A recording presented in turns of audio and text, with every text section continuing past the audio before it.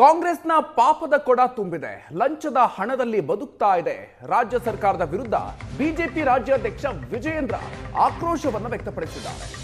ಈ ಸರ್ಕಾರ ಅಭಿವೃದ್ಧಿಯನ್ನ ಬಿಟ್ಟು ಅಬಕಾರಿ ಟಾರ್ಗೆಟ್ ಹೆಚ್ಚು ಮಾಡಿದೆ. ಕಾಂಗ್ರೆಸ್ ಸರ್ಕಾರ ಕುಡುಕರ ರಾಜ್ಯ ಮಾಡೋದಕ್ಕೆ ಹೊರಟಿದೆ ಅಂತ ಹೇಳಿ ಆಕ್ರೋಶ ವ್ಯಕ್ತಪಡಿಸಿದ್ದಾರೆ. 500 ಮೀಟರ್ಗೆ ಮೆಡಿಕಲ್ ಶಾಪ್ ಸಿಗುತ್ತೋ ಇಲ್ವೋ, ಲಿಕ್ಕರ್ ಶಾಪ್ ಸಿಗುತ್ತೆ.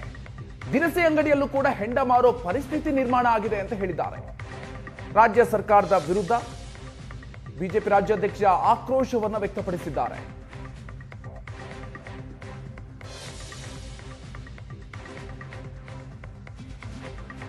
ನಮ್ಮ ರಾಜ್ಯದಲ್ಲಿ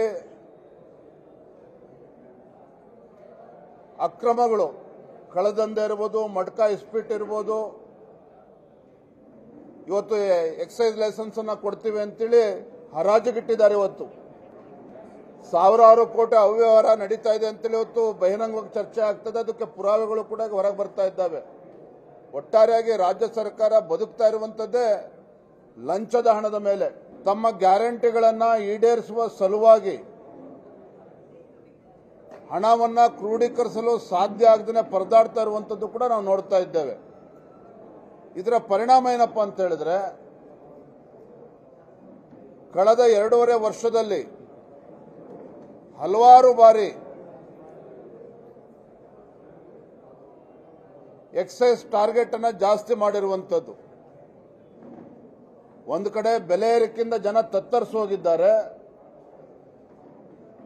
ಬೆಲೆ ಏರಿಕೆಯಿಂದ ತತ್ತರಿಸಿ ಜನ ಇವತ್ತು ಪರದಾಡ್ತಾ ಇದ್ರೆ, ಮತ್ತೊಂದು ಕಡೆ ರಾಜ್ಯ ಸರ್ಕಾರ ತನ್ನ ಬೊಕ್ಕಸಕ್ಕೆ ಹಣವನ್ನು ತುಂಬಿಸ್ಕೋಬೇಕು ಅಂತೇಳಿ ಪದೇ ಪದೇ ಇವತ್ತು ಎಕ್ಸೈಸ್ ಟಾರ್ಗೆಟ್ ಅನ್ನ ಜಾಸ್ತಿ ಮಾಡಿ ಇವತ್ತು ಪರಿಸ್ಥಿತಿ ಎಲ್ಲಿಗೆ ಬಂದ್ಬಿಟ್ಟಿದೆ ರಾಜ್ಯದಲ್ಲಿ ಅಂತ ಹೇಳಿದ್ರೆ, ನೀವು ಯಾವುದೇ ಊರಿಗೆ ಹೋಗಿ 500 ಮೀಟರ್ಗೆ ಮೆಡಿಕಲ್ ಶಾಪ್ ಸಿಗುತ್ತೋ ಇಲ್ಲ ಗೊತ್ತಿಲ್ಲ, ಆದರೆ ಲಿಕ್ಕರ್ ಶಾಪ್ ಸಿಗುತ್ತೆ. ಯಾಕೆ ಅಂತ ಹೇಳಿದ್ರೆ ರಾಜ್ಯ ಸರ್ಕಾರದ ನೀತಿನೇ ಇದು. ಇದರ ಪರಿಣಾಮ ಏನು ಅಂತ ಹೇಳಿದ್ರೆ,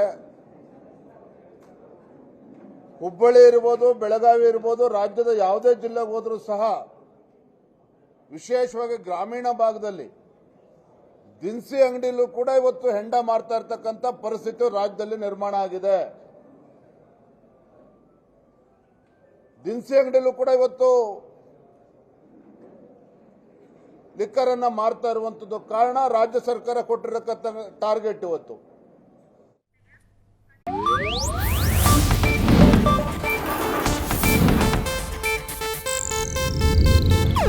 ಇದು ಏಷ್ಯಾನೆಟ್ ನ್ಯೂಸ್ ನೆಟ್ವರ್ಕ್ ಪ್ರಸ್ತುತಿ.